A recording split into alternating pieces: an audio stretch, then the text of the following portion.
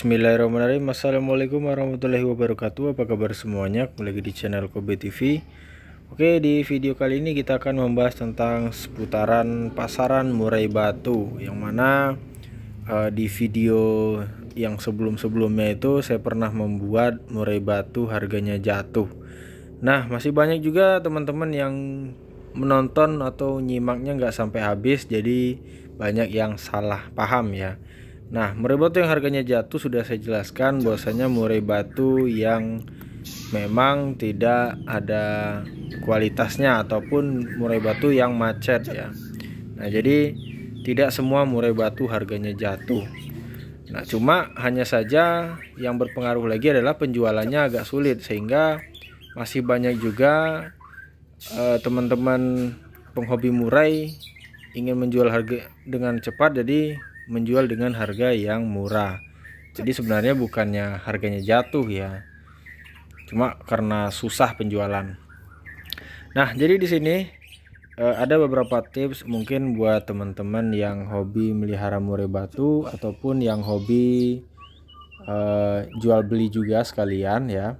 Nah, ada beberapa tips yang bisa teman-teman lakukan untuk mendapatkan keuntungan dari murai batu walaupun tidak ternak.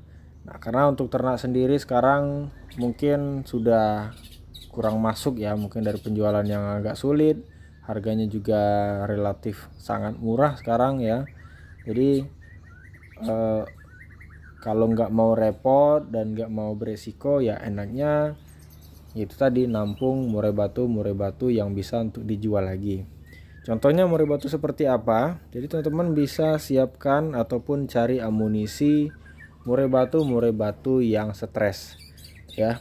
Nah, jadi murai batu stres jangan salah ya guys ya. Kalau teman-teman sudah tahu cara rawatan murai batu stres, kemungkinan harga jualnya bisa 2 kali lipat ya. Tapi kalau tidak tahu rawatan murai batu stres, saya harap jangan coba cara ini ya.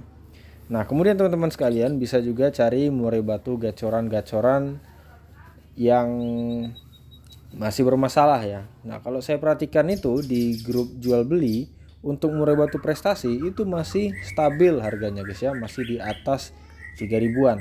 Nah, untuk murai batu gacoran ya, kalau murai batu gacoran itu 2 jutaan udah banyak ya, bahkan ada yang 1,5 juta itu udah bunyi. Nah, murai batu seperti ini juga bisa teman-teman jadikan suatu bahan untuk dirawat, diolah sehingga bisa menjadi murai batu yang bagus. Nah, ini adalah tips buat teman-teman sekalian guys ya.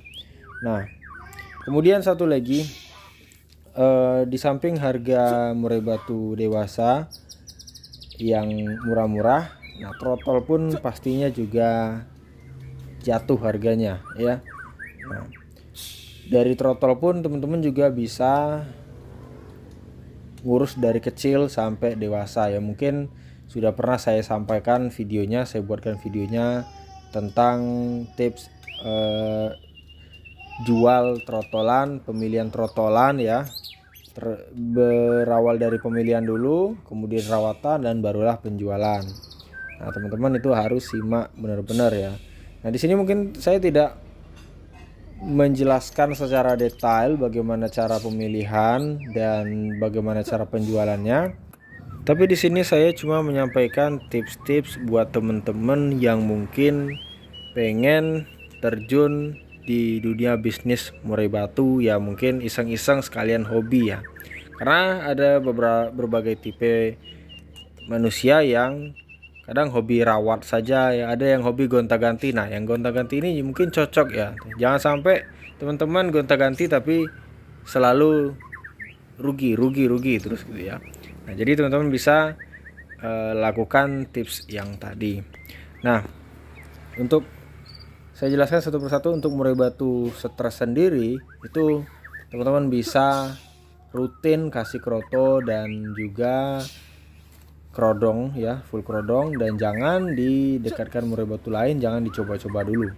Nah, teman-teman bisa lakukan itu dan selalu cek kondisi tubuhnya apakah kurus atau kegemukan dan sebagainya. Nah itu harus teman-teman atasi. Nah, jadi nggak bisa saya jelaskan secara rinci bagaimana cara rawatannya.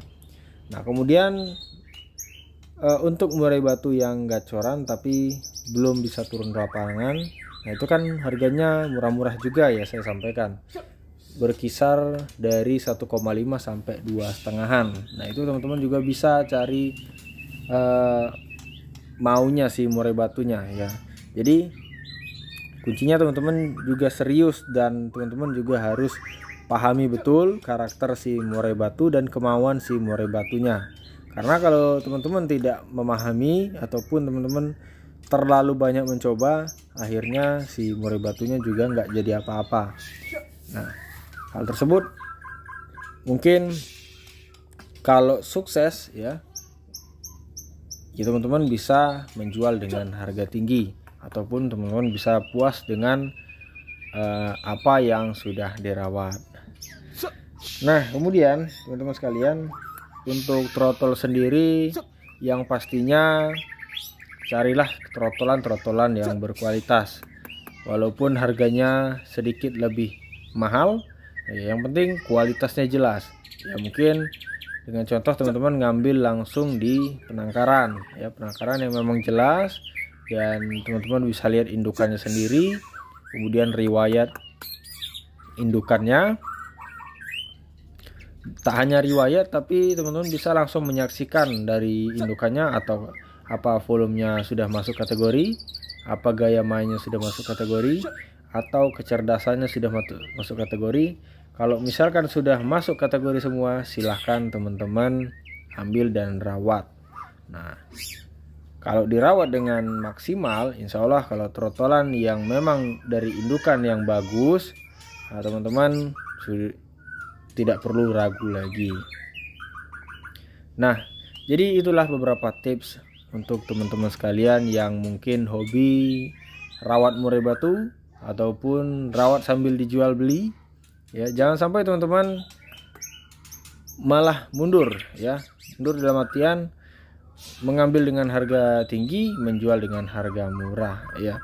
Itu berarti teman-teman masih sekedar hobi-hobi gitu-gitu aja ya, bukan hobi-hobi yang serius ya. Kalau hobi-hobi yang serius, biasanya murai batu yang rusak, murai batu yang stres itu bakal menjadi murai batu yang berkualitas, murai batu yang bernilai ya. Nah gitu. Jadi mungkin cukup sekian. Terima kasih sudah menonton, dan saya akhiri. Assalamualaikum warahmatullahi wabarakatuh.